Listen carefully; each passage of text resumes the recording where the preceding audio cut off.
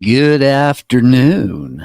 Getting this off a little late today, but glad to be with you this afternoon on this Tuesday afternoon and hope that you are doing well no matter when you are watching this.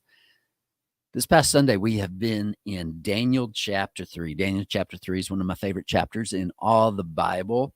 And one of the reasons it is one of my favorite chapters is because of three men named Shadrach, Meshach, and Abednego. And I'd like to read from Daniel chapter 3, starting in verse 16. Shadrach, Meshach, and Abednego answered and said to the king, O Nebuchadnezzar, we have no need to answer you in this matter. If this be so, our God, whom we serve, is able to deliver us from the burning fiery furnace, and he will deliver us out of your hand, O king.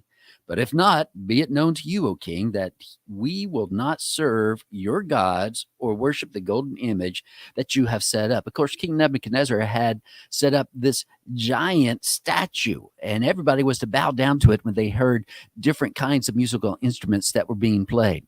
But for Shadrach, Meshach, and Abednego, they wouldn't do it.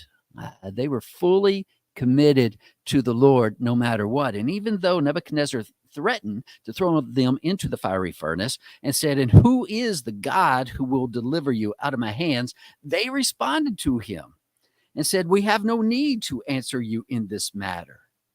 If this be so, our God whom we serve is able to deliver us from the burning fiery furnace, and he will deliver us out of your hand, O king. Notice the confidence that these three men had in their God. Our God is able to save us from this fiery furnace. Some have said that the furnace could have been as hot as 1,500 degrees, and they were so confident that God would be able to save them. They said that before the king. Even if you throw us in there, our God is able to save us. But notice verse 18.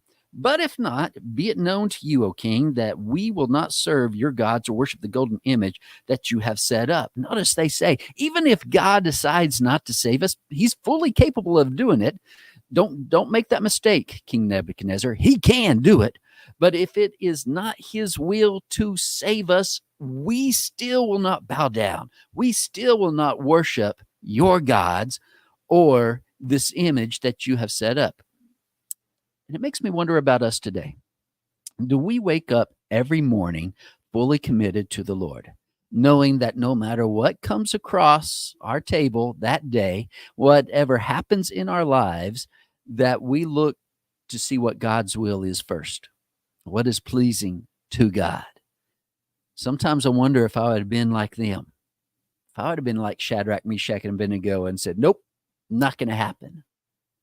Or would I have been scared for my life and said, maybe God will just look past this. I know who I worship, but, I'll do it so that I can keep worshiping God on this earth.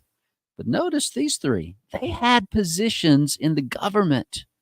For the Jews that were in Babylonia, they probably had it fairly well.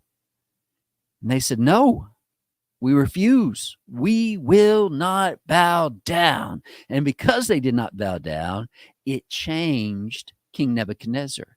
It changed those that were around them to where they realized who the true and one God is. When people look at our lives, can they see who God is? Do they know who the one true God is? Just based on how we act and what we say and what we accept and what we don't accept? Brothers and sisters, may we be like Shadrach, Meshach, and Abednego, fully committed to the Lord. And when people look at us, may they see our God and know that he is alive and well and is the true God. I hope and pray that you have a great rest of your week. Remember, God loves you. I love you as well. And God willing, we'll see you again next week. God bless.